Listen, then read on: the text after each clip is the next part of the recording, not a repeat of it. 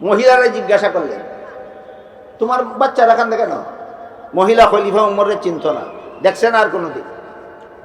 মহিলা জবাব দিবার আগে কয়, শুনছি উমর বলে খলিফা হচ্ছে, এ খলিফার যুগ না। উমর জিজ্ঞাসা করেন, কেন? কয়, হে রাষ্ট্রের শাসনকর্তা, আমি বিধবা মহিলা, আমার পরিবারে রোজগার করার কেউ নাই, আমার এতিম বাচ্চারা পেটের খিদায় কাঁদতেছে, যে খবর নিতে আসলো না, কোনো মতেই সে খলিফার যোগ্য নয়। এই উমর খলিফার যোগ্য না, তুমি মুসাফির মানুষ, আমার খবর নিতে আইছ, তুমি এই দেশের খলিফা হওয়ার যোগ্য। খলিফা উমর এই কথা শুনে গেলেন, সরকারি গুদামে গিয়ে ঢুকলেন, ঢুকে গুলাম রে কইলেন, আটার বস্তা আমার গাড়ে উঠে। গুলামে কয়, আমার অন্ত গুলাম আপনার সাথে থাকা অবস্থায় আটার বস্তা আপনার গাড়ে উঠে দিব?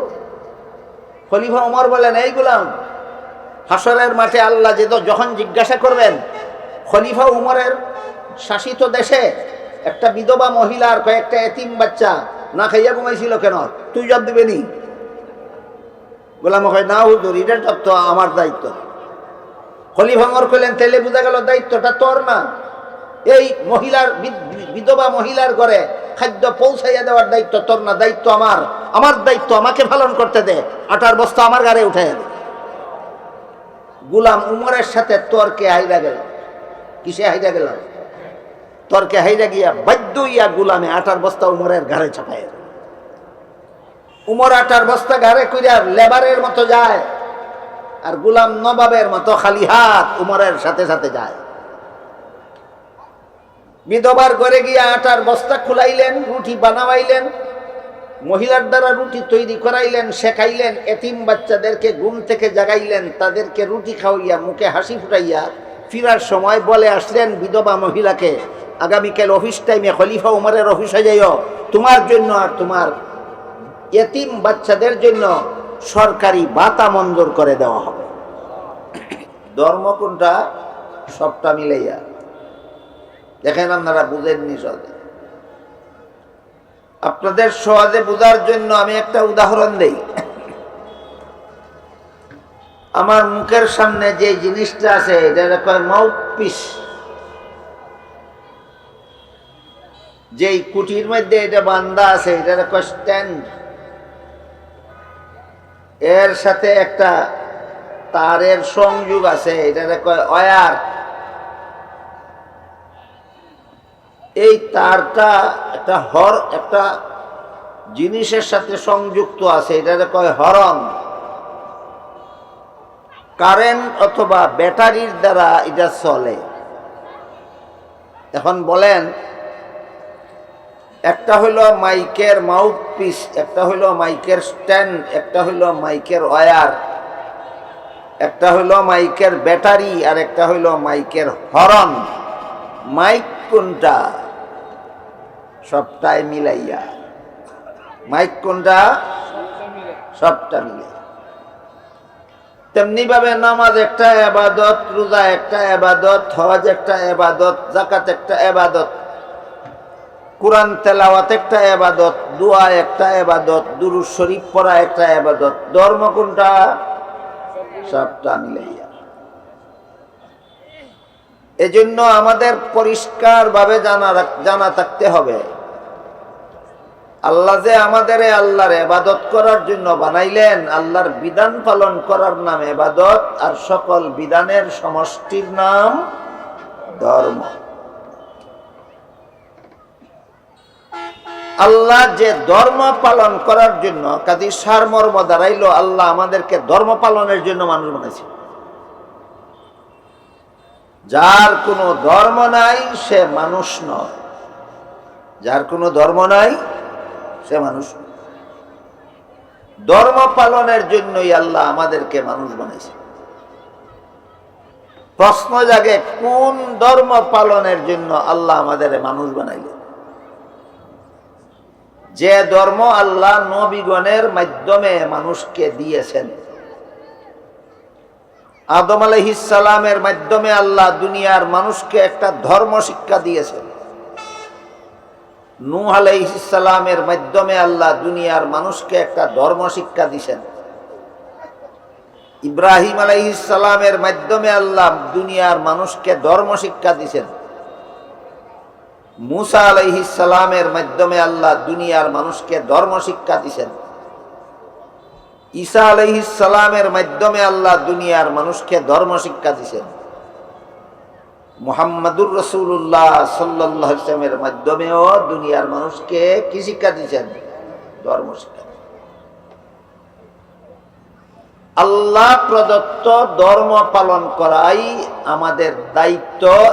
এই দায়িত্ব পালনের জন্যই আল্লাহ আমাদেরকে মানুষ বানাইছেন। মনে রাখতে হবে আমাদের আদম আলাইহিস সালাম থেকে নিয়ে মুহাম্মাদুর রাসূলুল্লাহ সাল্লাল্লাহু আলাইহি ওয়াসাল্লাম পর্যন্ত লক্ষাধিক নবী রাসূল আল্লাহ দুনিয়াতে পাঠাইছেন দুনিয়ার মানুষকে ধর্ম শিক্ষা দেওয়ার জন্য।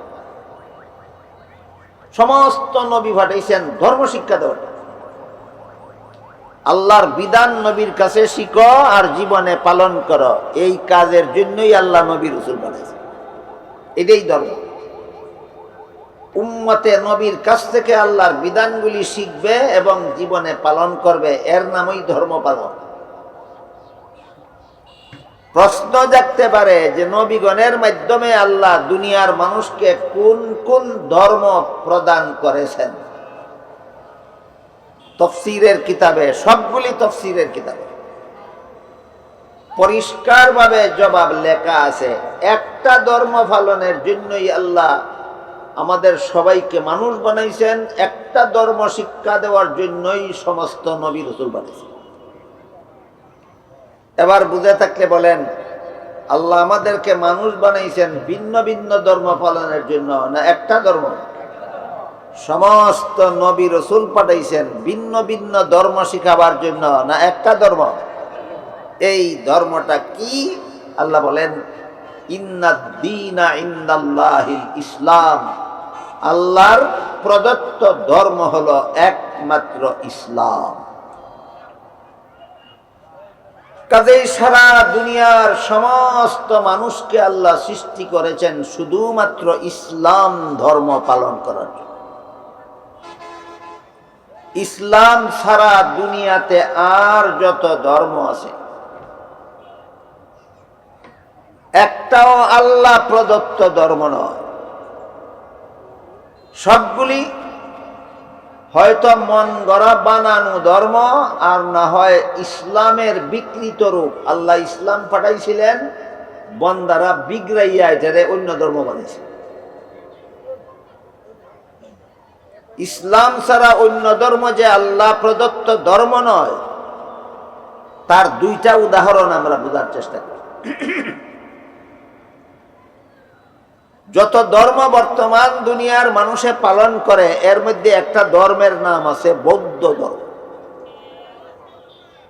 বৌদ্ধ ধর্ম মানুষের সমাজে চালু করেছিলেন, প্রচার করেছিলেন একজন ধর্মীয় নেতা, তার নাম ছিল গৌতম বুদ্ধ। এই গৌতম বুদ্ধের প্রচারিত ধর্মের নাম বৌদ্ধ ধর্ম। তিনি ধর্মটা পাইলেন কোথায় একটু শুনেন। গৌতম বুদ্ধ জীবনের প্রথম দিকে দেখলেন এক সময়ের একটা সুস্থ মানুষ কিছুদিন পরে অসুস্থ হইয়া কষ্ট করে। এক সময়ের একটা যুবক মানুষ কিছুদিন পরে বৃদ্ধ হওয়ার কারণে কষ্ট করে। এক সময়ের একটা জীবন্ত মানুষ কিছুদিন পরে মইরা যায়, মইরা নষ্ট হইয়া যায়। এই অবস্থা দেখিয়া গৌতম বুদ্ধের মনে বড় কষ্ট লাগলো যে মানুষের এই দুর্দশা হয় কেন, মানুষের এই পরিণতি হয় কেন। এক সময়ের সুস্থ মানুষ আর এক সময় অসুস্থ হইয়া যায় কেন। এক সময়ের যুবক মানুষ আর এক সময় বৃদ্ধ হইয়া কষ্ট করে কেন। এক সময়ের জীবিত মানুষ আরেক সময়ে মইরা গিয়া নষ্ট হইয়া যায় কেন। এই দুঃখে তিনি দীর্ঘদিন জঙ্গলে বসবাস করিয়া সাধনা করলেন। জঙ্গলে বসবাস করিয়া নিজে নিজে মনে মনে সাধনা করিয়া মানব জাতির মুক্তির জন্য একটা মতবাদ আবিষ্কার করলেন। গৌতম বুদ্ধের আবিষ্কার করা এই মতবাদটার নাম হলো জীব হত্যা মহাপাপ। এটা তার মতবাদ। কি হত্যা? জীব হত্যা মহাপাপ। জীব হত্যা মারাত্মক গুনাহ। এই জন্য বৌদ্ধ ধর্মের নির্দেশ হইল তুমি গোশত খাইতে পারতা না, মাছও খাইতে পারতা না, শুটকিও খাইতে পারতা না।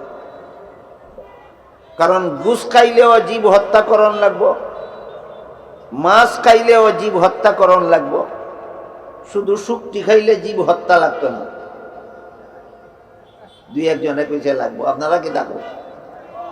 কাজেই জীব হত্যা যেহেতু মহাপাপ, কাজেই গোশত খাওয়া যাবে না, মাছও খাওয়া যাবে না, শুটকিও খাওয়া যাবে না। খাইতে হবে শুধু ডাইল আর নিরামিষ, খাইতে হবে শুধু। এইটা হইল বৌদ্ধ ধর্মের বিধান। গৌতম বুদ্ধ এই ধর্ম আবিষ্কার করার পর থেকে তাদের মধ্যে যারা গুছও খায় না, মাছও খায় না, শুটকিও খায় না, জীবন ভর খালি ডাইল আর নিরামিষ খায়, এরা কোনোদিন মরে না। মরে মন গড়া ধর্ম বানাইয়া কি গুড়ার ডিম লাভটা হইল। এখন বিবেকরে জিজ্ঞাসা করেন ধর্মটা সত্য না বাতিল? ইসলাম ছাড়া অন্য ধর্ম কেন বাতিল বুঝতে হবে। গৌতম বুদ্ধের মন গড়া বানানো ধর্ম হওয়ার কারণে এটা পদে পদে বিফল, দুনিয়াতেই বিফল, আখিরাত তো পরের কথা। এই জন্য যত মন গড়া ধর্ম দুনিয়াতে আবিষ্কার হয়েছে সবগুলি বিফল হতে বাধ্য। এই জন্য সবগুলি মন গড়া ধর্ম বাতিল। আর কিছু ধর্ম আছে আল্লাহর দেওয়া ওই ছিল, যে নবীর মাধ্যমে আল্লাহ ধর্মটা দিছিলেন।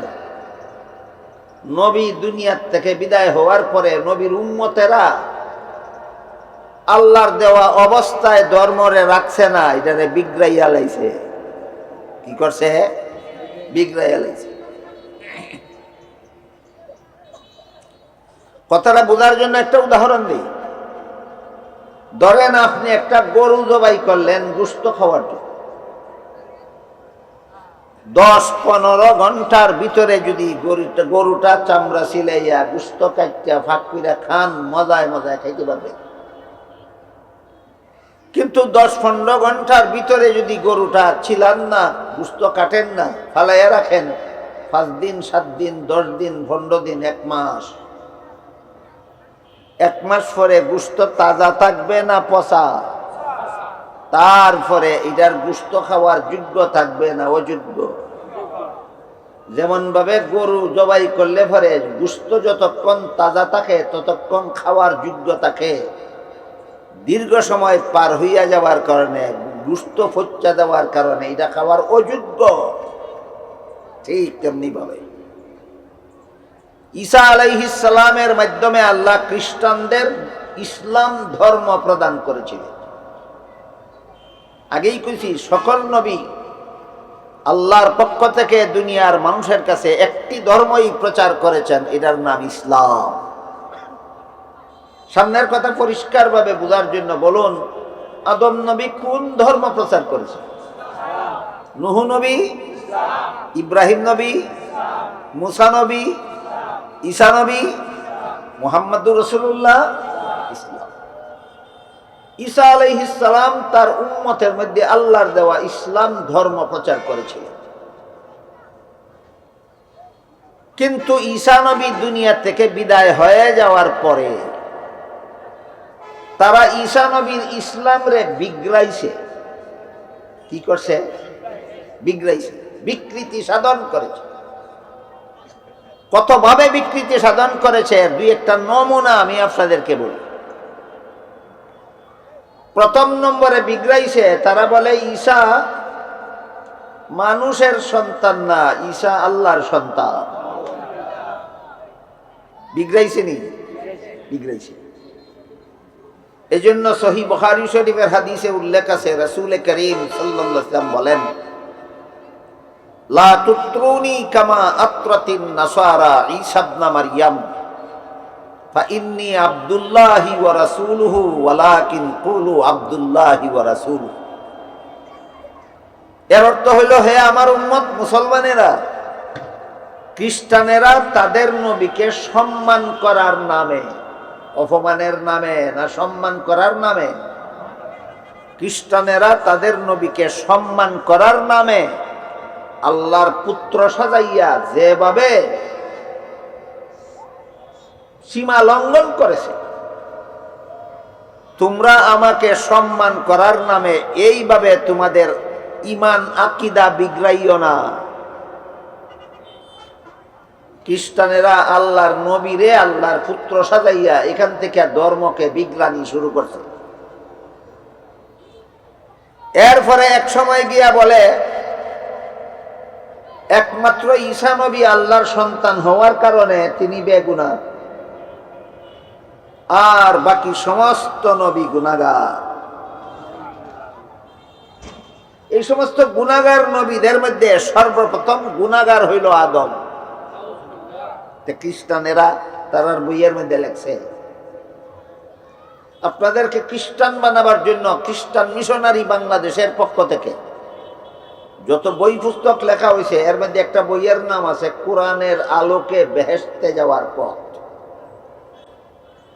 এই বইয়ের মধ্যে লেখছে, সর্বপ্রথম পাপিষ্ট, সর্বপ্রথম মানুষ আদম, সর্বপ্রথম পাপিষ্ট। এই পাপিষ্ট আদমের বংশে যত নবী জন্মগ্রহণ করেছে সবগুলি জন্মগত পাপিষ্ট। আল্লাহর দেওয়া ধর্ম রইছে না বিগড়াইছে, এই কথাটা আপনারা বুঝাইতেছি। খ্রিস্টানদের ধর্ম ঈসা নবীর মাধ্যমে আল্লাহ দিয়েছিলেন, যেমনটা দিয়েছিলেন তেমনটা রইছে না বিগড়াইছে? এই কারণে এইসব ধর্ম বাতিল, এই কারণে এইসব ধর্ম বাতিল। অথচ আল্লাহ কোরআনে বলেন, লা ইয়ানালু আহদিজ জালিমিন, গুনাহগারদেরকে আমি নবী বানাই না। যাদেরকে নবী বানাই এরা জীবনে কোনোদিন গুনাহ করে না। এগুলি আমাদের বোঝা দরকার, জীবনভর মনে রাখা দরকার। আল্লাহ কোরআনে বলেছেন, গুনাহগারদেরকে আমি নবী বানাই না, আর যাদেরকে নবী বানাই এরা জীবনে কোনোদিন গুনাহ করে না। আদম আলাইহিস সালামকে আল্লাহ নবী বানাইছিলেন কিনা? গুনাহগার হওয়ার কারণে, পাপিষ্ট দেখিয়া না নিষ্পাপ হওয়ার কারণে? তাহলে আল্লাহ বলেন নবী নিষ্পাপ, খ্রিস্টানেরা বলে পাপিষ্ট। বলেন খ্রিস্টানেরা আল্লাহর দেওয়া ধর্ম ঠিক রাখছে না বিগড়াইছে? এই জন্য বর্তমান দুনিয়াতে মুহাম্মদুর রাসূলুল্লাহর প্রচারিত ইসলাম ছাড়া আর যত ধর্ম চালু আছে সবগুলি বাতিল। এক প্রকার ধর্ম মন গড়া বানানির কারণে বাতিল, আর এক প্রকার ধর্ম মন গড়া ভাবে বিজ্ঞানীর কারণে বাতিল। আমার কথাগুলি বুঝে থাকলে আপনারা বলেন, যত ধর্ম মন গড়া বানানির কারণে বাতিল হয়েছে এর মধ্যে একটার নাম বৌদ্ধ ধর্ম, আর যত ধর্ম বিগড়াইয়া বাতিল হয়েছে এর মধ্যে একটার নাম খ্রিস্ট ধর্ম, একটার নাম খ্রিস্ট ধর্ম। খ্রিস্টানেরা ওই বইয়ে আরো লেখছে, পাপিষ্ট আদমের বংশ নবী জন্ম হইলে যেহেতু নবীও পাপিষ্ট হয়, এই জন্য আল্লাহ একজন নবীকে নিষ্পাপ বানাবার জন্য আর আদমের বংশে জন্ম না দিয়া আল্লাহ নিজের ঔরসে জন্ম দিলেন। ইনি হলেন হযরত ঈসা আলাইহিস সালাম। আল্লাহ হইলেন স্বামী, মরিয়ম হইল আল্লাহর বউ। দুইজনের মিলনে একজন নবী জন্ম হইল, নাম ঈসা আলাইহিস সালাম। এটা আল্লাহর দেওয়া ধর্ম না মন গড়া বিগড়ায়? এবার বলেন, একমাত্র ইসলাম ছাড়া বর্তমান দুনিয়ার সমস্ত ধর্ম বাতিল কেন? দুই কারণে বাতিল কেন? এক কারণ হইল মন গড়া বানাইছে, আর এক কারণ হইল মন গড়া ভাবে আল্লাহর ধর্ম বিগড়াইছে। এই দুই কারণে দুনিয়াতে ইসলাম ছাড়া আর যত ধর্ম আছে সবগুলি ধর্ম বাতিল, সবগুলি ধর্ম বাতিল। এই জন্য আপনারা আমার নামে যে আয়াত দিছেন, এই আয়াতটা হইল সূরা আলে ইমরানের 19 নম্বর আয়াত। কোন সূরার? আলে ইমরান, আয়াত নম্বর 19। এখানে আল্লাহ বলেন ইন্নাদ দীনা ইনদাল্লাহিল ইসলাম, আল্লাহর কাছে গ্রহণযোগ্য ধর্ম একমাত্র ইসলাম। আল্লাহর কাছে গ্রহণযোগ্য ধর্ম একমাত্র ইসলাম। এই কথাটারে আরো পরিষ্কার ভাবে আল্লাহ এই সূরা আলে ইমরানের 85 নম্বর আয়াতে বলেছেন,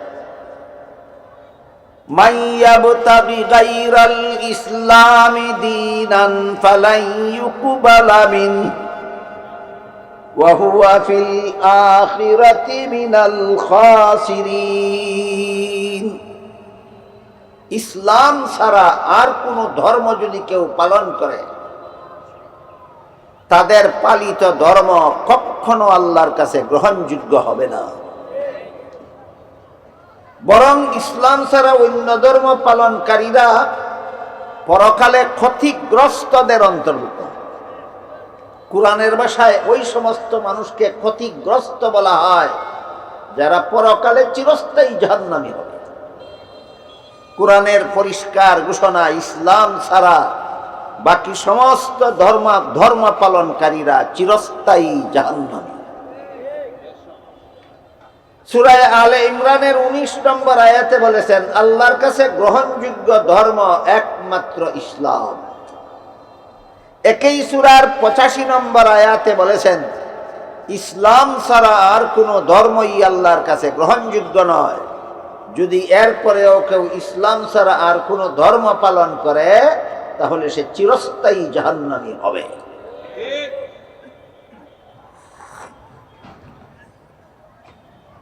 কিন্তু এখানে জটিল একটা প্রশ্ন আছে। প্রশ্নটা হইল সূরাতুল বাকারার 256 নম্বর আয়াতে আল্লাহ বলেন লা ইকরাহা ফিদ্দীন। এর অর্থ হইল ধর্মের বেলায় বল প্রয়োগ চলবে না, বরং সমস্ত ধর্মাবলম্বীরা আপন আপন ধর্ম পালনে স্বাধীন। যে যে ধর্ম পালন করে তারা সেই ধর্ম পালনের স্বাধীনতা দিতে হবে।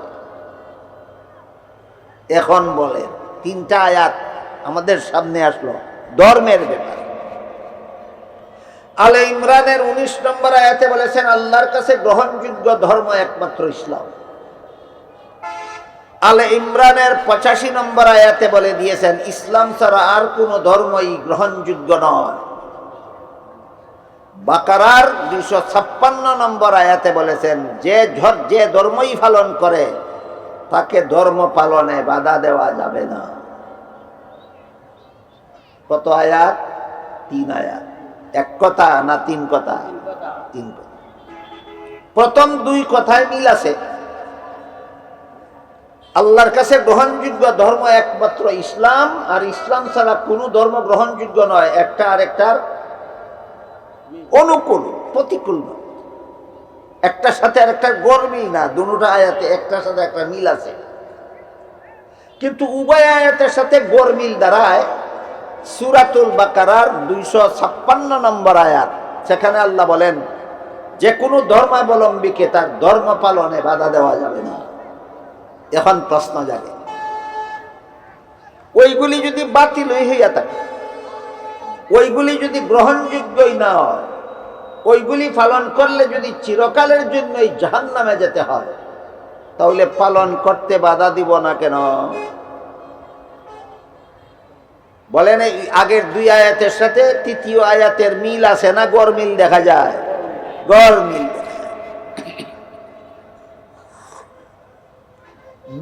ভুলের কারণে গরমিল দেখা যায়, বুঝলে গরমিল থাকবে না। এই জন্য তাফসীর শোনা দরকার, বোঝা দরকার, যেন কোরআনে আমাদের দৃষ্টিতে কোনো গরমিল না থাকে। একবার এক কথা কইয়া আর একবার এর বিপরীত কথা কয় যে ভবিষ্যৎ জানে না, বুঝে না। আপনাদের আল্লাহ ভবিষ্যৎ জানেন না, বুঝেন না? তাহলে আল্লাহর এক কথা আর এক কথার সাথে গরমিল হবে কেন? গরমিল হওয়ার কোনো কারণ নেই, শুধু আমাদের বুঝের ব্যাপার। আগের দুই আয়াতে যদি অন্য ধর্মকে বাতিলই ঘোষণা দিল, আগের দুই আয়াতে যদি অন্য ধর্ম আল্লাহর কাছে গ্রহণযোগ্য নয় বলেই ঘোষণা দিলেন, আগের দুই আয়াতে যদি অন্য ধর্ম পালনকারীকে চিরস্থায়ী জাহান্নামী বলেই ঘোষণা দিলেন, তাহলে পরবর্তী আয়াতে কেন বলে দিলেন পালন করতে বাধা দেওয়া যাবে না? প্রশ্নটা বুঝলেন কিনা দেখেন। প্রশ্নটা সোজা নয়, খুব কঠিন। আর কঠিন কথা উদাহরণের মাধ্যমে সহজে বুঝে আসে। তাই আমি আপনাদের একটা উদাহরণ দিই। আজকাল যে কোনো শিক্ষা প্রতিষ্ঠানে একটা নির্ধারিত মেয়াদে একটা নির্ধারিত পাঠ্যতালিকা শিক্ষা দেওয়ার পরে ছাত্রদের পরীক্ষা হয়। কে পড়া শিখলো আর কে শিখলো না যাচাই করার জন্য ছাত্রদের পরীক্ষা হয়। আপনারা বলেন তো, পরীক্ষার হলে যে সমস্ত ছাত্র ছাত্রীরা প্রশ্নপত্র হাতে নিয়ে বসে, এদের সবাই কি প্রশ্নের সঠিক জবাব লেখে না অনেকে ভুলও লেখে? ভুলও লেখে। ভুল লেখলে পাস করবো না ফেল করবো? সন্দেহ আছে না? নিশ্চয় ফেল করবো, নিশ্চয় ফেল করবো। পরীক্ষকেও জানে, শিক্ষকেও জানে জবাব ভুল লেখলে ফেল করবো। কিন্তু পরীক্ষার হলে বসে বসে যখন ছাত্র ছাত্রীরা প্রশ্নের জবাব ভুল লিখতে থাকে, একজন শিক্ষকেও বাধা দেয় না, কোনো পরীক্ষককে বাধা দেয় না। তুমি যদি জানো এই লেখার দ্বারা ফেল করবে, বাধা দাও না কেন? আর বাধাই যদি দাও না তাহলে ফেল করবে কেন? এই প্রশ্নের যে জবাব আল্লাহ, তুমি যদি জানো ইসলাম ছাড়া আর কোনো ধর্ম গ্রহণযোগ্য নয়, তাহলে আমাদেরকে বাধা দিতে দাও না কেন? আর বাধাই যদি দিতে দাও না তাহলে গ্রহণযোগ্য হবে না কেন? ওই প্রশ্নেরও সেই জবাব।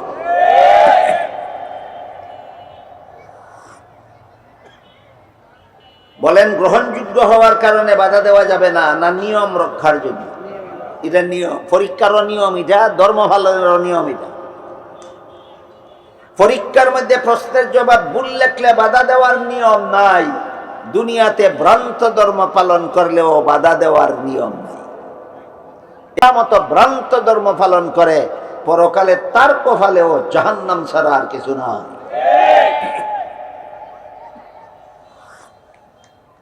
এখন আমাদের প্রশ্ন হল, একমাত্র ইসলাম ধর্ম সত্য, ইসলাম ধর্ম গ্রহণযোগ্য। একমাত্র ইসলাম ছাড়া আর কোনো ধর্ম আল্লাহর কাছে গ্রহণযোগ্য নয়। অন্যদেরকে আমরা, অন্য ধর্ম পালনকারীদেরকে আমরা বাধা দেব না কেন? নিয়ম রক্ষার জন্য। বলেন, অন্য ধর্মাবলম্বীদেরকে বাধা দেব না কেন? নিয়ম। এই সুযোগে মনে করো না তোমরা একটা আল্লাহর কাছে গ্রহণযোগ্য। কোন সময় কেউ কোন রকমের সন্দেহ পোষণ করে কিনা এটা নিরসন করে দিয়ে আল্লাহ পাক রব্বুল আলামিন আরেক আয়াতে পরিষ্কার ভাষায় বলেছেন, ইন্নাকুম ওয়া মা তা'বুদুনা মিন দুনিল্লাহি হাসাবু জাহান্নাম। তোমরা যারা মূর্তির পূজা করো আর যে সমস্ত মূর্তির পূজা করো, যে পূজা করে আর যার পূজা করে, উভয়কে আমি জাহান্নামের লাকড়ি বানাবো। অস্পষ্ট কথা না সুস্পষ্ট? যারা মূর্তির পূজা করে এদেরকে আল্লাহ কোরআনে বলেছেন জাহান্নামের লাকড়ি বানাবেন। যেসব মূর্তির পূজা করে মূর্তিগুলিকেও আল্লাহ বলেছেন জাহান্নামের লাকড়ি বানাবেন। কাজেই মূর্তির পূজা আল্লাহর কাছে গ্রহণযোগ্য, আল্লাহর পছন্দসই না আল্লাহর ঘৃণিত? মূর্তির পূজা আল্লাহর ঘৃণিত।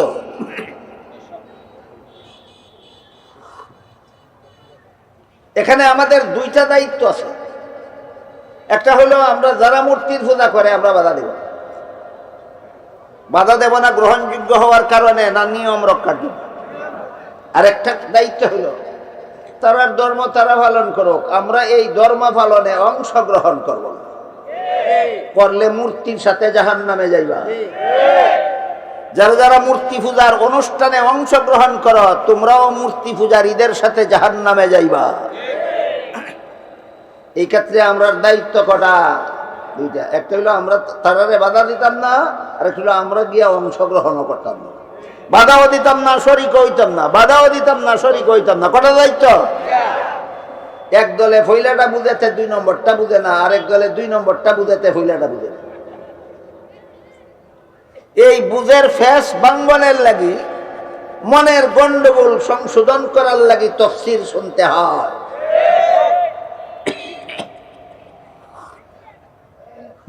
বলেন, মূর্তি পূজা সম্পর্কে কোরআনের নির্দেশ কটা পাইলাম?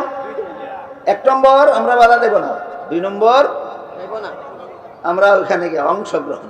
তোমরাটা তোমরা পালন করো, তোমরা উৎসব তোমরা করো, ধর্ম তোমাদের, উৎসব তোমাদের, আমাদের ধর্মের উৎসব আমাদের। এইটারে জগা খিচুড়ি বানাবার লাগি গত 15 বছর আমরা শিক্ষা দেওয়া হয়েছে, ধর্ম যার যার, উৎসব সবার। আল্লাহর এই বিধানের বিরুদ্ধে চক্রান্ত করার জন্য, আল্লাহর বিধানকে নিয়ে সিনিমিনি খেলার জন্য, আল্লাহর বিধানকে ধোকা খিচুড়ি বানাবার জন্য একদিক দিয়ে কয় ধর্ম যার যার, অপর দিক দিয়ে কয় উৎসব সবার।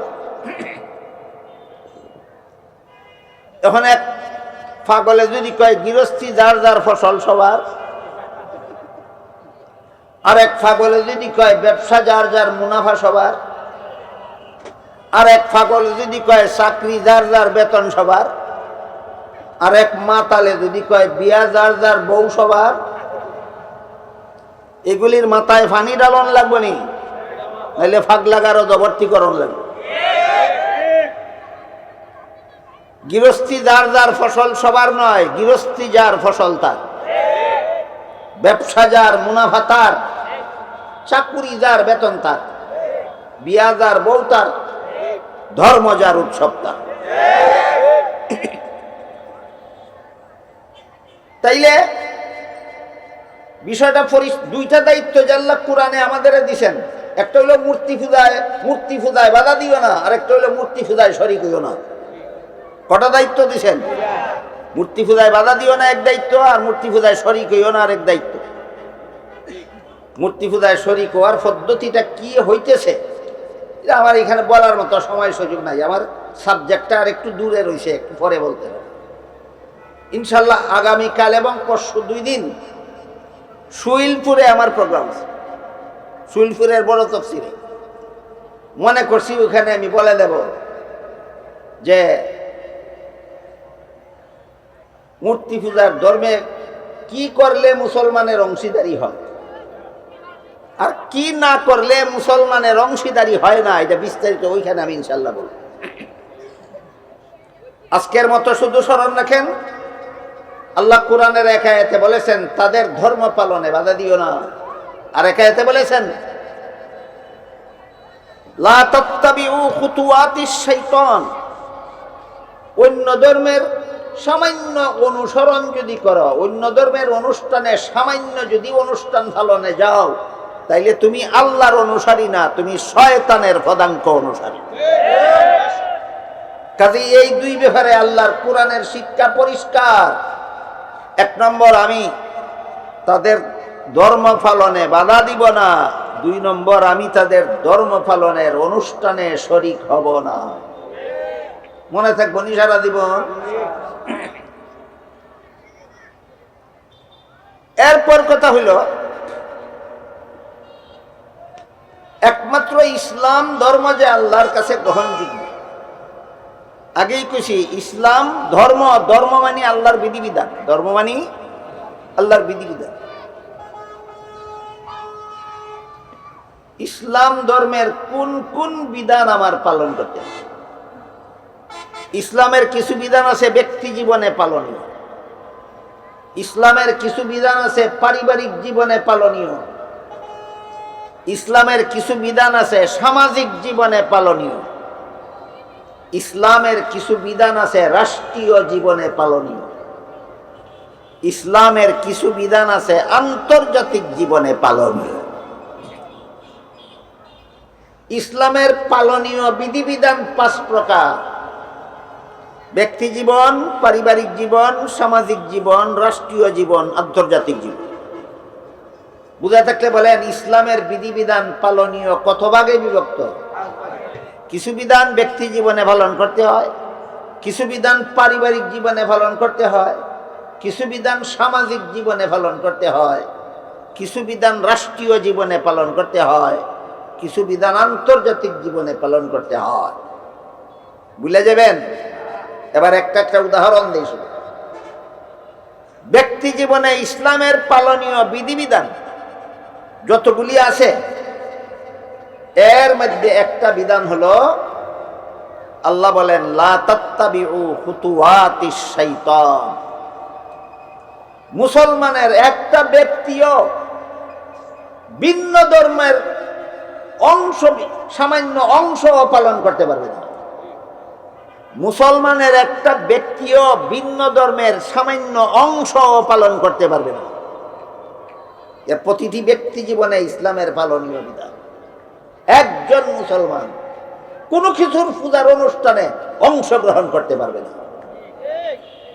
হ্যাঁ, যেহেতু তাদের ধর্ম পালনের স্বাধীনতা আল্লাহ দিয়েছেন কোরআনে, এই জন্য তারা স্বাধীনভাবে মূর্তির পূজা করতে পারতেছে কিনা কেউ বাধা দিতেছে, এটা যাচাই করার জন্য সরকার তার পুলিশ পাঠাইতে পারে, কোনো মৌলবি যাইতে পারে না।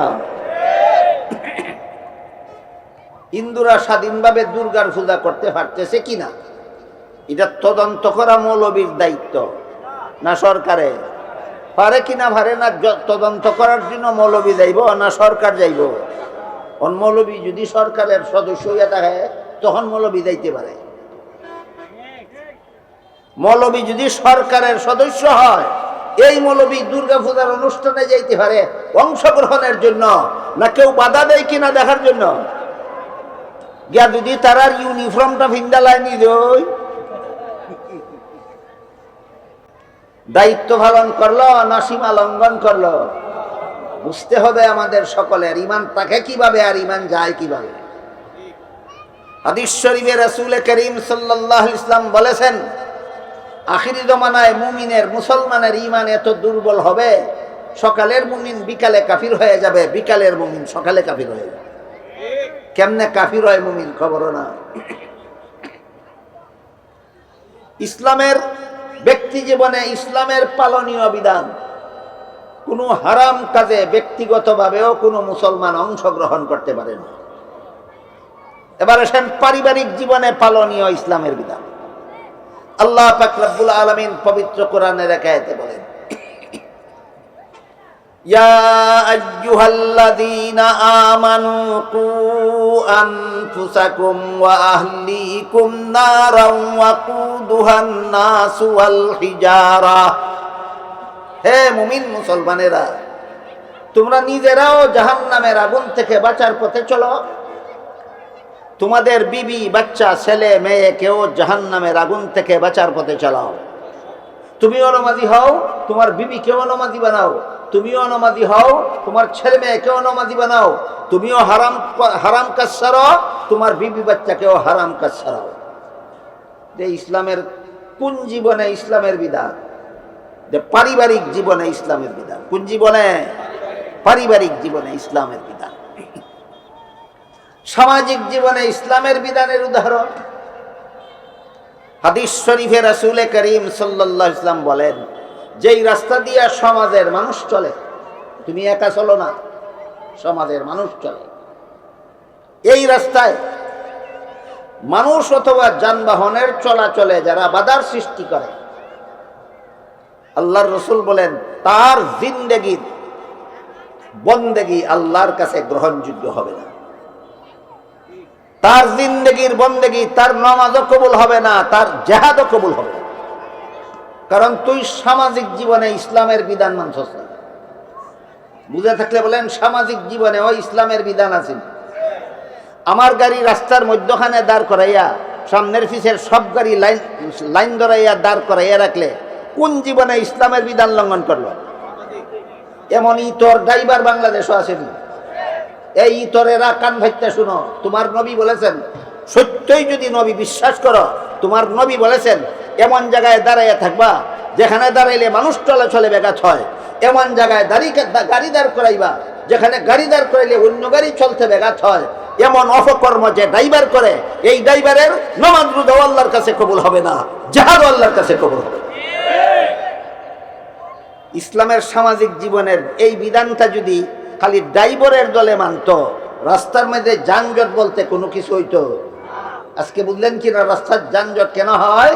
দুষ্ট ড্রাইভারেরা সামাজিক জীবনে ইসলামের বিধান মানে না। গেল ব্যক্তি জীবনে ইসলামের বিধানের উদাহরণ, পারিবারিক জীবনে ইসলামের বিধানের উদাহরণ, সামাজিক জীবনে ইসলামের বিধানের উদাহরণ। এবার আসেন রাষ্ট্রীয় জীবন। রাষ্ট্রীয় জীবনে ইসলামের বিধান বর্ণনা করে আল্লাহ পাক রব্বুল আলামিন কোরআনে বলে,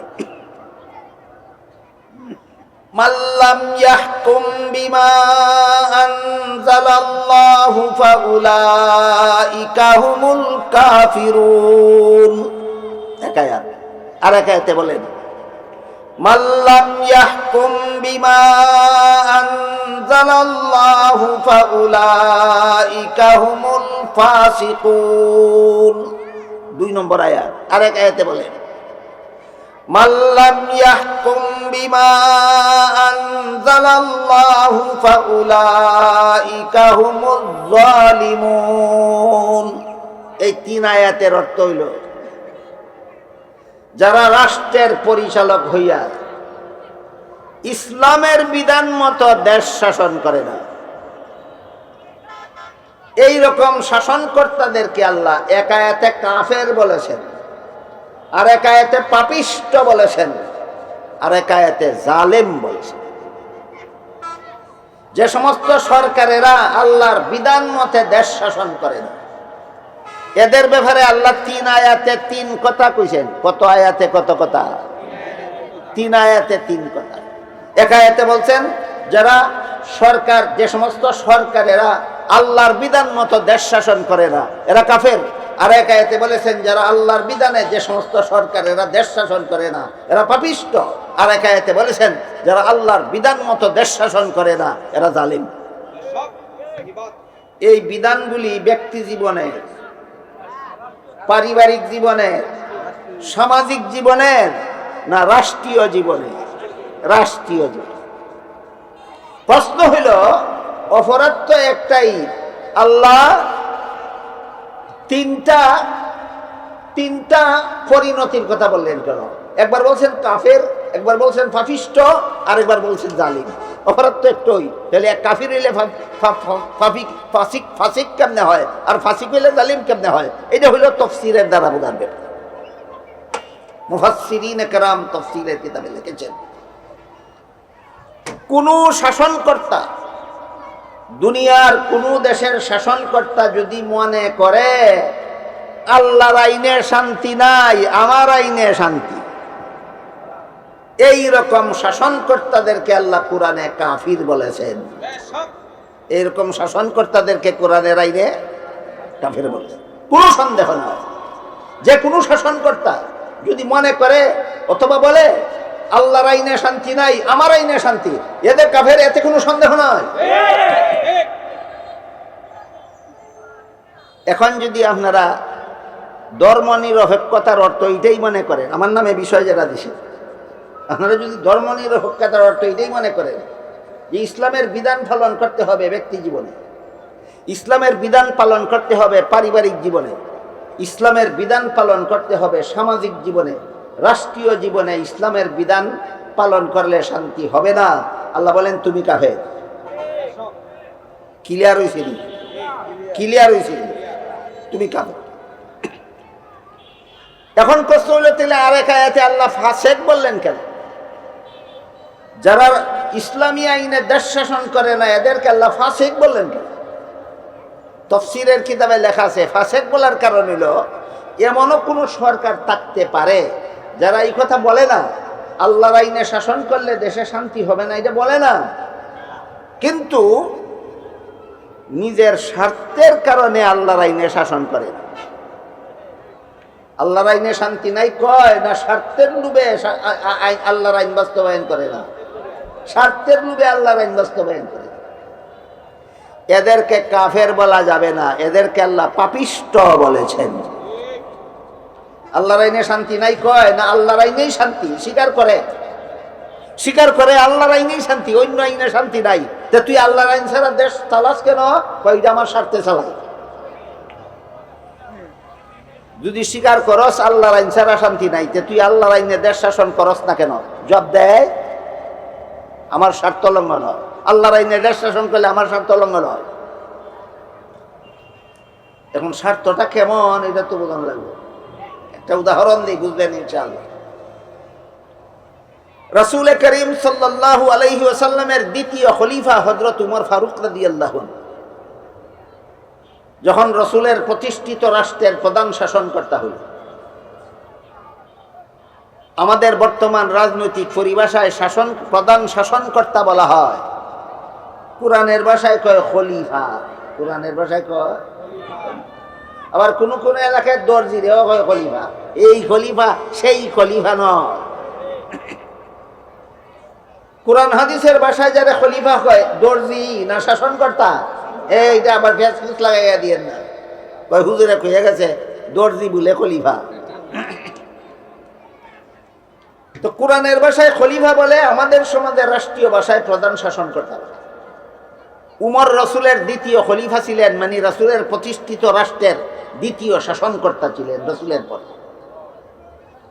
উমর যে দেশের শাসনকর্তা ছিলেন সেই দেশটা বাংলাদেশের সমান একটা দেশ ছিল না, পাকিস্তানের সমান একটা দেশ ছিল না, ভারতের সমান একটা দেশ ছিল না, প্রায় অর্ধেকটা পৃথিবীর সমান একটা দেশ ছিল।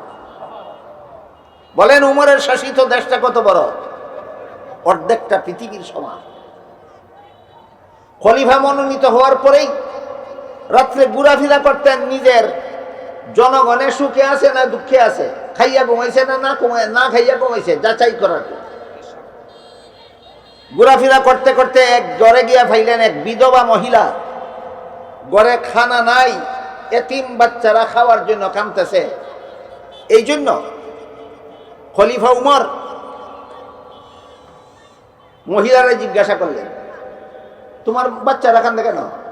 মহিলা খলিফা উমরের চিন্ত না, দেখছেন আর কোনদিন? মহিলা জবাব দিবার আগে কয়, শুনছি উমর বলে খলিফা হচ্ছে, এ খলিফার যুগ না। উমর জিজ্ঞাসা করেন কেন? কয় হে রাষ্ট্রের শাসনকর্তা, আমি বিধবা মহিলা, আমার পরিবারে রোজগার করার কেউ নাই, আমার এতিম বাচ্চারা পেটের খিদায় কাঁদতেছে, যে খবর নিতে আসলো না, কোনো মতেই সে খলিফার যোগ্য নয়। এই উমর খলিফার যোগ্য না, তুমি মুসাফির মানুষ, আমার খবর নিতে আইছ, তুমি এই দেশের খলিফা হওয়ার যোগ্য। খলিফা উমর এই কথা শুনে গেলেন সরকারি গুদামে গিয়ে ঢুকলেন, ঢুকে গোলাম রেখলেন, আটার বস্তা আমার গাড়ে উঠে। গোলামে কয়, আমার অন্ত গোলাম আপনার সাথে থাকা অবস্থায় আটার বস্তা আপনার গাড়ে উঠে দিব? খলিফা উমর বলেন, এই গোলাম, হাসরের মাঠে আল্লাহ যখন জিজ্ঞাসা করবেন, খলিফা উমরের শাসিত দেশে একটা বিধবা মহিলার কয়েকটা এতিম বাচ্চা না খাইয়া ঘুমাইছিল কেন, তুই জবাব দিবে নি? গোলাম কয়, না হুজুর, এটার জব তো আমার দায়িত্ব। খলিফা উমর কইলেন, তাইলে বোঝা গেল দায়িত্বটা তোর না, এই মহিলার বিধবা মহিলার ঘরে খাদ্য পৌঁছাইয়া দেওয়ার দায়িত্ব তোর না, দায়িত্ব আমার। আমার দায়িত্ব আমাকে পালন করতে দে, আটার বস্তা আমার গাড়ি উঠে দে। গোলাম উমরের সাথে তর্কে হাইরা গেল। কিসে হাইরা গেল? তর্কে হাইরা গিয়া বাধ্য ইয়া গোলামে আটার বস্তা উমরের ঘাড়ে চাপায়। উমর আটার বস্তা ঘাড়ে কইরা লেবারের মতো যায়, আর গোলাম নবাবের মতো খালি হাত উমরের সাথে সাথে যায়। বিধবার ঘরে গিয়া আটার বস্তা খুলাইলেন, রুটি বানাইলেন, মহিলার দ্বারা রুটি তৈরি করাইলেন, শেখাইলেন, এতিম বাচ্চাদেরকে ঘুম থেকে জাগাইলেন, তাদেরকে রুটি খাওয়াইয়া মুখে হাসি ফুটাইয়া ফিরার সময় বলে আসলেন বিধবা মহিলাকে, আগামীকাল অফিস টাইমে খলিফা উমরের অফিসে যাইও, তোমার জন্য আর তোমার এতিম বাচ্চাদের জন্য সরকারি ভাতা মঞ্জুর করে দেওয়া হবে। পরের দিন সকালে মহিলা উমরের দরবারে গিয়া দেখে, গত রাত্রে যেই বেটারে কইছিল উমর খলিফা হওয়ার যোগ্য না, ইলে ওই উমর। গত রাত্রে মহিলা এই মুসাফির বেড়ারে কইছিল তুমি খলিফা হওয়ার যোগ্য, যা দেখে এইলই খলিফা উমর। এই খলিফা উমর যখন খলিফা মনোনীত হলেন, সরকারি তহবিল থেকে বেতন ভাতা নিতেন না মোটেও। আমরা বর্তমান সমাজের ভাষায় এমপি আর মন্ত্রী কয়, ওই সময়ের ভাষায় উপদেষ্টা পরিষদ বলা হয়। সরকারি উপদেষ্টা পরিষদ বসলো, বসে বলল আপনি যে ভাতা নেন না, আপনার সংসার আপনার রুজি দিয়া চালাইন, আপনি সংসার চালাইবার লাগি রুজি করবেন কোন সময়, আর দেশের কাজ করবেন কোন সময়। আপনি রুজি করার গেলে আমরা দেশের কাজে ব্যাঘাত হবে, কাজেই আপনার জন্য রুজি করতে না হয় আপনার জন্য আমরা ভাতা মঞ্জুর করে দেই। এই ভাতা নিবেন সরকারি তহবিল দেখিয়া, আর দেশের কাজ করবেন, রুজি করার কাজে আর যাইতে পারবেন না। এই ঘটনা প্রথম খলিফা হযরত আবু বকর। হযরত আবু বকরের জন্য উপদেষ্টারা একটা নির্ধারিত পরিমাণে ভাতা মঞ্জুর করে দেন। ইতিমধ্যে একবার আবু বকরের বিবি কইলেন আমার একটু মিষ্টি খাইতাম মনে চাইছে। আবু বকর বলেন তোমারে মিষ্টি খাওয়ানোর পয়সা আমার কাছে নাই। বিবি কইলেন সরকারি ভাতা যে পাও, বলে ভাতা ভাই রুটি বানাইয়া খাইতাম, মিষ্টি খাওয়ার ভাতা আমি নেইও না পাইও না। এই কথা শুনে বিবি করলেন কি, প্রত্যেক দিন রুটি বানানোর সময় 4-5 জন মানুষের লাগি রুটি বানাইতে গিয়ে যে পরিমাণ আটা নেন, এর থেকে এক মুষ্টি আটা আলাদা করে রাখেন। এই আটার মুষ্টি রাখতে রাখতে কিছুদিন পরে একটু কিছু বেশি হওয়ার পরে কইলেন এই আটাগুলি আমরা প্রত্যেক দিনের খাওয়ার আটার থেকে মুষ্টি রেখে বাঁচাইছি, এইগুলি বিক্রি করে এইগুলির পয়সা দিয়ে আমার জন্য মিষ্টি আনেন। খলিফা আবু বকর বিবিরে জিজ্ঞাসা করেন আটা ভাইছো কই? বলে এই মুষ্টি রেখে ভাইছি। বলে এই মুষ্টি তো তোমার বাপের বাড়ির থেকে আইছে না, সরকারি তহবিল থেকে আইছে। তোমার মুষ্টি রাখায় প্রমাণ হইল যে এই পরিমাণ বেশি নিতেছি আমি সরকারের তহবিল থেকে বেতন ভাতা, আমার জন্য হালাল হবে না। উমর গিয়া ওই মন্ত্রী দেখুইয়া কাটাই দিলেন, প্রত্যেক বক্তের যে পরিমাণ আটা আমারে ভাতা দাও, এর থেকে এক মুষ্টি কম দিও, এতদিন এক মুষ্টি বেশি দিছ, যে তোমার জন্য জায়েজ হবে না।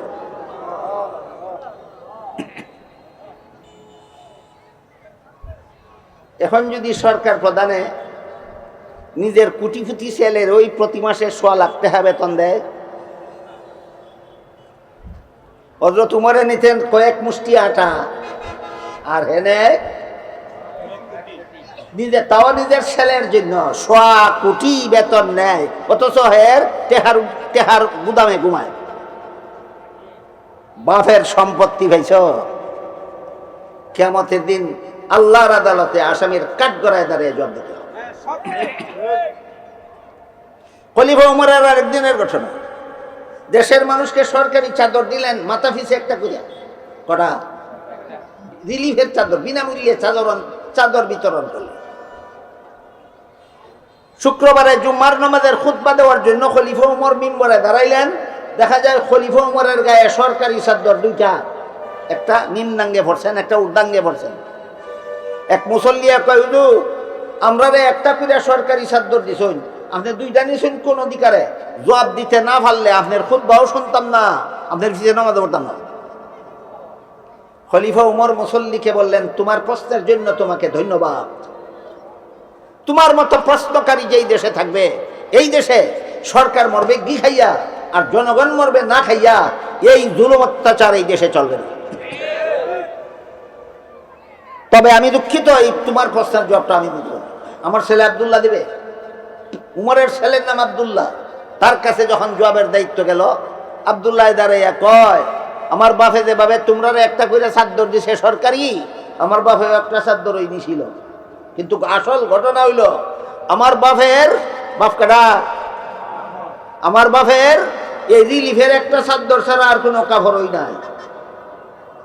নিম্নাঙ্গে ভরলে ঊর্ধ্বাঙ্গ খোলা থাকে, ঊর্ধ্বাঙ্গে ভরলে নিম্নাঙ্গ খোলা থাকে। এমত অবস্থায় তোমাদের নামাজের ইমামতি করাইতে পারে না, এই কারণে আমার বাপের চাদরটাও আমার বাপের দিয়া দিছি, ফিরদে তোমরা নামাজটা ভরাইতো।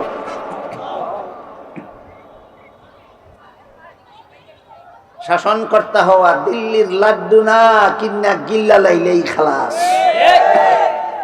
শাসনকর্তা হওয়া দিল্লির লাড্ডু না, কিন্না গিল্লা লাইলেই খালাস। হাদিস শরীফে আল্লাহ রাসূল বলেন, আলা কুল্লুকুম রাইন ওয়া কুল্লুকুম মাসউলুন আন রাইয়াতিহি। তোমাদের প্রত্যেকেই দায়িত্বশীল। তুমি যদি পরিবারের কর্তা হইয়া থাকো, তোমার পরিবারের সদস্যদের মধ্যে আল্লাহর বিধান চালু করছিলা কিনা আল্লাহর কাছে জবাব দিতে হবে। তুমি যদি সমাজের নেতা হইয়া থাকো, তোমার সমাজে আল্লাহর বিধান চালু করছিলা কিনা আল্লাহর কাছে জবাব দিতে হবে। তুমি যদি সরকার প্রধান হইয়া থাকো, তোমার দেশের জনগণের মধ্যে আল্লাহর বিধান চালু করছিলা কিনা আল্লাহর কাছে জবাব দিতে হবে। এখন দেখা যায় আল্লাহর বিধান ছাড়া শান্তি নাই, এটা সরকারে স্বীকার করে। কিন্তু যদি এটা পালন করে, কোটি কোটি কোটি টাকা বেতন লইতারে না, আর হাজার হাজার কোটি টাকা চুরি করিয়া বিদেশও পাঠাইতারে না। এই কারণে আল্লাহর বিধান মতো দেশ শাসন করে না। আগেরটা আর এখন একটা একটু বেশ কমেছিল। আগেরটা কোনটা? যে দেখো আল্লাহর বিধান মতো দেশ শাসন করলে শান্তি হইতো না, এটা আল্লাহ কোরআনে বলছেন তুই কাফের। আর যে দেখো আল্লাহর বিধান ওই শান্তি, কিন্তু আল্লাহর বিধান মতো দেশ শাসন করলে আমি লঙ্কা গিয়া রাক্ষস হইতে পারতাম না, আর হাজার হাজার কোটি টাকা চুরি করিয়া বিদেশও ফাটাইতে পারতাম না, আর বুট চুরি করিয়া গোদ দিয়েও দখল করতে পারতাম না। এই কারণে আমি আল্লাহর বিধান মতো দেশ শাসন করি না। আল্লাহ বলেন তুই কাফের না, তুই পাপিষ্ঠ। এবার বলেন এক আয়াতে কাফের কইছেন আর এক আয়াতে কাফের না কইছেন, অপরাধ একরকম না ব্যবধান আছে? আগেরটার অপরাধ কি? কয় আল্লাহর আইনে শান্তি হই নাই। পরেরটার অপরাধ কি? কয় আল্লাহর আইনে শান্তি আছে, কিন্তু এই আইন মতো আমি দেশ শাসন করলে আমি চুরি, দেশের সম্পদ চুরি করতাম পারতাম না। আগেরটা কাফের, পরেরটা ফাসিক। আগেরটা কাফের, পরেরটা ফাসিক। আরেকটারে জালেম কইলেন কেন? আল্লাহ পাক রব্বুল আলামিন বলেন, ওয়ামাল্লাম ইয়াহকুম বিমা আনজালাল্লাহু ফাউলাইকা হুমুজ জালিমুন। আল্লাহর বিধান মতো যারা দেশ শাসন করে না, এরা কাফের হোক আর ফাসিক হোক, এদের দেশের জনগণ কোনোদিন শান্তি পাবে না। এদের দেশে কোনোদিন ইনসাফ হবে না, এদের দেশে কোনো সুবিচার হবে না। এদের দেশে চোর, ডাকাত, বদমাশ, জিনাকার, ব্যভিচারী, সুদখোর, ঘুষখোর, মদখোর, গাঞ্জাখোর, খুনি, এদের দেশে সন্ত্রাসীর পরিমাণ দিন দিন বাড়তেই থাকবে, বাড়তেই থাকবে। এই লক্ষ কোটি জনতা যত অপরাধ করবে, সবগুলি অপরাধীর যে পরিমাণ শাস্তি হবে হাসরের দিন, যারা শাসন ক্ষমতা ভাইয়া আল্লাহর বিধান মতো দেশ শাসন করলো না, এই সমস্ত শাসনকর্তাদের লক্ষ কোটি চোর ডাকাতের লক্ষ কোরআন ধর্ম সবগুলি ব্যক্তি জীবনে আল্লাহর বিধান আসেনি, পারিবারিক জীবনে আল্লাহর বিধান আসেনি, রাষ্ট্রীয় জীবনে আল্লাহর বিধান আসেনি। এখন ব্যক্তিগত জীবনে আল্লাহর বিধানে বিশ্বাসী, পারিবারিক জীবনে আল্লাহর বিধানে বিশ্বাসী, সামাজিক জীবনে আল্লাহর বিধানে বিশ্বাসী। যদি কয় রাষ্ট্রীয় জীবনে আমি আল্লাহর বিধান মানি না, কেন? আমি রাষ্ট্রীয়ভাবে ধর্ম নিরপেক্ষতাবাদী। ব্যক্তিগত জীবনে আমি ধার্মিক, এই জন্য জুম্মার নামাজ দায়ী। ব্যক্তিগত জীবনে আমি ধার্মিক, এই জন্য আমি 5 বেলা নামাজ পড়ি। ব্যক্তিগত জীবনে আমি ধার্মিক, এই জন্য ঈদের নামাজ পড়ি। ব্যক্তিগত জীবনে আমি ধার্মিক, এই জন্য উমরা করি, হজ করি। ব্যক্তিগত জীবনে আমি ধার্মিক, এই জন্য যাকাত দেই। ব্যক্তিগত জীবনে আমি ধার্মিক, এই জন্য তসবিহ পড়ি, জিকির করি, ওজিফা পড়ি। ব্যক্তিগত জীবনে আমি ধার্মিক, এই জন্য আমি দোয়া করি, দুরূদ শরীফ পড়ি। তুমি যে সরকারি কর্মকর্তা, সরকারি আইনে দেশ শাসন করো না কেন? কয় রাষ্ট্রীয় জীবনে ইসলামের বিধান আমি মানি না। এই যদি হয় ধর্ম নিরপেক্ষবাদের অর্থ, কেন আপনারা ফেসাইল্লা বিষয়টা আমার নামে দিলেন কেন? এই যদি হয় ধর্ম নিরপেক্ষবাদের অর্থ, যে ব্যক্তি জীবনে ইসলামের বিধান চলবে, পারিবারিক জীবনে ইসলামের বিধান চলবে, সামাজিক জীবনে ইসলামের বিধান চলবে, রাষ্ট্রীয় জীবনে ইসলামের বিধান চালু করলে দেশে শান্তি হবে না, এই যদি হয় ধর্ম নিরপেক্ষবাদের অর্থ, তাহলে আল্লাহ কোরআনে বলেছেন এমন ধর্ম নিরপেক্ষবাদীরা কাফের। এমন ধর্ম নিরপেক্ষবাদীরা কাফের। আর যদি বলো যে না আমরা এই অর্থে ধর্ম নিরপেক্ষতা কই না, তাহলে ব্যাখ্যা দে কোন অর্থে ধর্ম নিরপেক্ষতা কয়? আমরা ধর্ম নিরপেক্ষতা এই অর্থে কই, মুসলমানের ধর্ম পালন করবে, অন্য ধর্মওয়ালারা বাধা দিতে পারবে।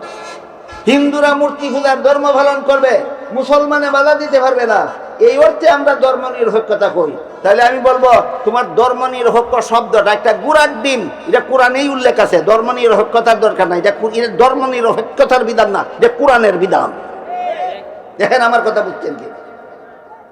ধর্ম নিরপেক্ষতার কি এই অর্থ হয় যে আমি আমার ধর্ম পালনে স্বাধীন, কিন্তু অন্যদের ধর্ম পালনে আমি বাধা দেব না। অন্যরা অন্যদের ধর্ম পালনে স্বাধীন, আমার ধর্ম পালনে তারা বাধা দিতে পারবে না। এই অর্থে যদি তুমি ধর্ম নিরপেক্ষতার দাবি করো, তাহলে এই ধর্ম নিরপেক্ষতার নামটাই ফালতু। এটার জন্য ধর্ম নিরপেক্ষতার দরকার নাই। এই বিধান স্বয়ং কোরআনের, এই বিধান স্বয়ং আল্লাহ। এখন যারা যারা দাবি করো আমরা ধর্ম নিরপেক্ষতাবাদী, কোন কোন ব্যাখ্যা মতো ধর্ম নিরপেক্ষতাবাদী তোমাকে বলতে হবে। তুমি কোন অর্থে ধর্ম নিরপেক্ষতাবাদী? ধর্ম নিরপেক্ষতার দুই অর্থ হইতে পারে। একটা হইল আমি ইসলাম ধর্মে বিশ্বাসী, অন্য ধর্মে আমি বিশ্বাসী না, কিন্তু তাদের ধর্ম পালনে আমি বাধা দেওয়ার পক্ষে না। আর অন্য ধর্মাবলীরা তাদের ধর্ম পালনে স্বাধীন, আমার ধর্ম পালনে তারা বাধা দেওয়ার নীতিতে আমি বিশ্বাসী না। এই অর্থে যদি তুমি কও তুমি ধর্ম নিরপেক্ষতাবাদী, যে ফালতু কথা, এটা ধর্ম নিরপেক্ষতা লাগে না, এটা কোরআনের বিধান, এটা আল্লাহর বিধান। আর যদি বলো ধর্ম নিরপেক্ষতার অর্থ হইল আমি ব্যক্তি জীবনে ইসলামে বিশ্বাসী, আমি পারিবারিক জীবনে ইসলামে বিশ্বাসী, আমি সামাজিক জীবনে ইসলামের বিধানে বিশ্বাসী, রাষ্ট্রীয় জীবনে আমি ইসলামের বিধানে বিশ্বাসী নই, আল্লাহ বলেন তোমার মতো ধর্ম নিরপেক্ষতাবাদী কাফের, এতে কোনো সন্দেহ নাই। কাজে যারা যারা আমি ধর্ম নিরপেক্ষতাবাদী বলে দাবি করবেন, আপনাকে বলতে হবে কোন ব্যাখ্যা মতো। বুঝেন কথা আমার? কোন ব্যাখ্যা মতো তুমি ধর্ম নিরপেক্ষতাবাদী? যদি কও হিন্দুরা তাদের ধর্ম পালন করবে, আমি বাধা দেব না, আমি ইসলাম ধর্ম পালন করবো, তারা বাধা দিবে না, এই অর্থে আমি ধর্ম নিরপেক্ষতাবাদী বিশ্বাসী, আল্লাহ বলেন এটা তোর লাগতো না, এটা আমি আল্লাহর বিধান। আর যদি বলো আমি ব্যক্তিগত জীবনে ইসলামের বিধানে বিশ্বাসী, পারিবারিক জীবনে ইসলামের বিধানে বিশ্বাসী, রাষ্ট্রীয় জীবনে ইসলামের বিধানে আমি বিশ্বাসী না, আল্লাহ বলেন তুই কাফের, কোনো সন্দেহ নাই। ক্লিয়ার হয়েছে এই বিষয়?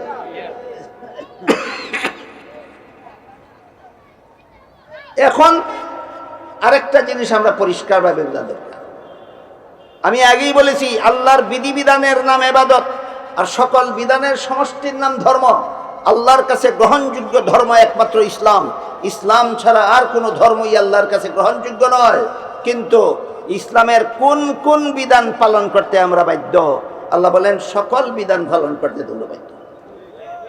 এই মর্মে আল্লাহ কোরআনে বলেন ইয়া আইয়ুহাল্লাযীনা আমানু দুখুলু ফিস-সিলমি কাফা, হে মুমিন মুসলমানেরা পরিপূর্ণভাবে মুসলমান হয়ে যাও। এই আয়াতের ব্যাখ্যায় মজার একটা ঘটনা আছে, 2-4 মিনিটে কই, একটু মনোযোগে শুনেন। রাসূলের যুগে ইহুদি ধর্মের পণ্ডিতা ছিল এক ব্যক্তি, নাম ছিল আব্দুল্লাহ ইবনে সালাম। রাসূলের যুগে ইহুদি ধর্মের ধর্মীয় পণ্ডিত, তাওরাত কিতাবের আলেম, অত্যন্ত বিজ্ঞ আলেম ছিল, দূরদর্শী ছিল, পারদর্শী ছিল, বিচক্ষণ ছিল। ইহুদি ধর্মের পণ্ডিত নাম ছিল আব্দুল্লাহ ইবনে সালাম। এই লোকটা কলেমা পড়ে মুসলমান, কলেমা পড়ে মুসলমান হওয়ার পরে দেখে ইসলামের 2টা বিধান এমন আছে যে এই 2টা বিধান পালন করলেও বাধা নাই, লঙ্ঘন করলেও বাধা নাই। এই 2টা বিধান আগে বুঝেন কি কি। ইসলামে একটা বিধান আছে, শুক্রবারে মাছ শিকার, শনিবারে মাছ শিকার করলেও বাধা নাই, না করলেও বাধা নাই। একটা বিধান আছে ইসলামে, শনিবারে মাছ শিকার করলেও বাধা নাই, না করলেও। আপনারা কি জানেন শনিবারে মাছ শিকার করতে বাধা আছে? শনিবারে মাছ শিকার করতে হবে এমন কোনো বিধান আছে? তোমার ইচ্ছা যে কোনোবারে মাছ মনে চাইলে মারো, না চাইলে মারো, না মারো, এটা ইসলামের বিধান। কিন্তু ইহুদি ধর্মে শনিবারে মাছ শিকার করা নিষেধ ছিল। লোকটা তো আগে ইহুদি আছে, এখন মুসলমান হয়েছে, ওইয়া দেখে ইহুদি ধর্মে মাছ শিকার নিষেধ ছিল, ইসলামের নিষেধও নাই, আদেশও নাই। এর মানে আমি যদি মাছ শিকার শনিবারে করি না, ইসলামের কোনো বাধা নাই, তবে ইহুদি ধর্মের সাথে একটু মিলমাল করণ যায়। বুঝছেন নি কথাটা? ইহুদি ধর্মে যেহেতু শনিবারে মাছ শিকার করা নিষেধ, আর ইসলাম ধর্মে শনিবারে মাছ শিকার করার আদেশও নাই, নিষেধও নাই। কাজে আমি যদি শনিবারে মাছ শিকার করি না, ইসলামের কোনো ক্ষতি হয় না, কিন্তু ইহুদি ধর্মের সাথে একটু মিলানি যায়, সামঞ্জস্য তৈরি করা যায়। কাজে আমি শনিবারে মার স্বীকার করবো না। আমার ইসলামও রক্ষা হইল, ইহুদিদের সাথেও তাল মিলানি গেল। এই একটা বিষয়। আর একটা মাসালা ভাইল, মুসলমান হইয়া ইসলাম ধর্মে উটের গোশত খাইলেও বাধা নাই, না খাইলেও বাধা নাই। এটাও ইসলামের একটা বিধান। উটের গোশত খাইলেও বাধা নাই, না খাইলেও বাধা নাই। এই লোকটা চিন্তা করলো, ইহুদি ধর্মে তো উটের গোশত খাওয়া নিষেধ, আমি যদি উটের গোশত খাই না, ইসলামে আমার কোনো দোষ নাই, কিন্তু ইহুদি ধর্মের সাথে তাল মিলানি গেল। কি মিলানি গেল? তাল মিলানি গেল। এই দুইটা মাসালার মধ্যে এই লোকটা ইসলামের সাথে ইহুদি ধর্মের তাল মিলানির চেষ্টায় লাগিয়া গেল। শনিবারে মাছ শিকার করে না, আর উটের গোশত খায় না। ইসলামও রক্ষা হইল, ইহুদি ধর্মের সাথেও সম্পর্ক ঠিক রইল। এই লোকটার ব্যাপারে আল্লাহ কোরআনে আয়াত নাযিল করে বলেন, ইয়া আইয়ুহাল্লাযীনা আমানু দুখুলু ফিস-সিলমি কাফা, হে মুসলমানেরা পরিপূর্ণভাবে ইসলাম গ্রহণ করো। ইসলামের কিছু বিধান পালন করবা তুমি ইসলামের জন্য, আর কিছু বিধান পালন করবা বাতিল ধর্মের সাথে তাল মিলাবার জন্য। এটা ইসলামের পথ নয়, এটা শয়তানের পথ।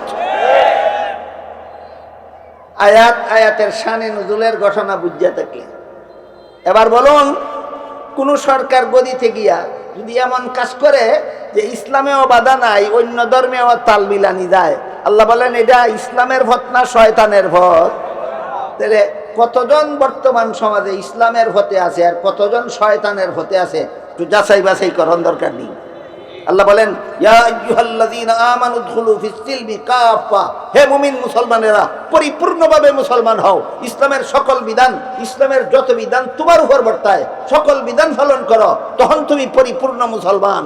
সুতরাং ব্যক্তি জীবনে ইসলামের বিধান মানো, পারিবারিক জীবনে ইসলামের বিধান মানো, সামাজিক জীবনে ইসলামের বিধান মানো, রাষ্ট্রীয় জীবনে ইসলামের বিধান মানো না। শোনো তোমার ব্যাপারে আল্লাহ কোরআনে কি বলে। আল্লাহ পাক রব্বুল আলামিন বলেন, আফাতুমিনুনা বিবাযিল কিতাবি ওয়া তাকফুরুনা বিবাযিন ফামা জাযাউ মান ইয়াফআলু যালিকা মিনকুম ইল্লা খিzyun ফিল হায়াতিদ দুনিয়া ওয়া ইয়াওমাল কিয়ামাতি ইউরাদ্দুনা ইলা আশাদ্দিল আযাব ওয়া মাল্লাহু বিগাফিলিন আম্মা তা'মালুন। এই আয়াতে আল্লাহ ইহুদিদের সম্বোধন করে বলেন, তোমরা আল্লাহর কিতাবের কিছু মানো কিছু মানো না। এই রকম স্বভাব, এই রকমের কুস্বভাব যাদের হবে, যারা আল্লাহর বিধান কিছু মানে কিছু মানে না। মনে রাখেন, আল্লাহর বিধান কিছু মানে কিছু মানে না। ব্যক্তি জীবনে আল্লাহর বিধান মানে, পারিবারিক জীবনে আল্লাহর বিধান মানে, সামাজিক জীবনে আল্লাহর বিধান মানে, রাষ্ট্রীয় জীবনে আল্লাহর বিধান মানে না। বলুন পরিপূর্ণভাবে বিধান মানলো না কিছু মানলো কিছু না? এমন কুস্বভাবের প্রতিবাদ করে আল্লাহ ইহুদি জাতিদেরকে বলেছিলেন, তোমরা কি আল্লাহর কিতাবের কিছু মানবে কিছু মানবে না? এমন জঘন্যতম অপরাধ যারা করবে, আল্লাহ বলেন এদেরকে আমি দুইটা শাস্তি দেব, একটা দুনিয়া আর একটা আখিরাতে। দুনিয়ার শাস্তিটা হলো অপমান, অপমান, অপমান। যারা আল্লাহর বিধানের কিছু মানে কিছু মানে না, এদের দুনিয়ার শাস্তি অপমান, অপমান, অপমান না করে এদেরকে ছাড়বো না। যারা গদিত গিয়ে ওই আল্লাহর বিধান কিছু মানে, রাষ্ট্রীয় জীবনের বিধান মানে না, আল্লাহ কি বলেছিলেন? দুনিয়াতে কি শাস্তিটা দিবেন? অপমান, অপমান, অপমান, লাঞ্ছনা, বঞ্চনা, বেইজ্জতি ছাড়া দুনিয়াতে তোর আর কোনো শাস্তি নাই। পরকালীন শাস্তির বিবরণ দিয়ে আল্লাহ বলেন, ওয়া ইয়াউমাল কিয়ামাতি ইউরাদ্দুনা ইলা আশাদ্দিল আযাব, কিয়ামতের বিচারে তোমরা চিরস্থায়ী জাহান্নামী সাব্যস্ত হইবা। জীবনের সর্বস্তরে ইসলামের বিধান আছে, আল্লাহর বিধান আছে, কিছু মানলা কিছু মানলা না, তুমি তোমার ইমানের লেশ মাত্র নাই, তোমাকে আল্লাহ দুইটা শাস্তি দিবেন, একটা দুনিয়াতে লাঞ্ছনা আর বঞ্চনা, আর একটা পরকালে চিরস্থায়ী জাহান্নামের শাস্তি। এছাড়া ইসলামের বিধান যারা কিছু মানে কিছু মানে না, আল্লাহর আইন যারা কিছু মানে কিছু মানে না, আল্লাহ বলেন এদের এই দুঃশাস্তি ছাড়া এদের আর কোনো শাস্তি নাই। দুনিয়ার অপমান, আখিরাতের জাহান্নাম, দুনিয়ার অপমান, আখিরাতের জাহান্নাম। কি বিষয় লেখা ছিল আমার নামে? নিরপেক্ষতার কি পরিণতি নেই নাকি? হ্যাঁ, ক্ষতি। বুঝে আসছে? বুঝে আসছে? ইসলামের বিধান কিছু মেনে আর কিছু না মেনে এর নাম ধর্ম নিরপেক্ষতা নাম দেওয়া। আল্লাহ বলেন দুইটা শাস্তি, দুনিয়াতে বেজ্জত হইবে, আখিরাতে জাহান্নামে যাবে।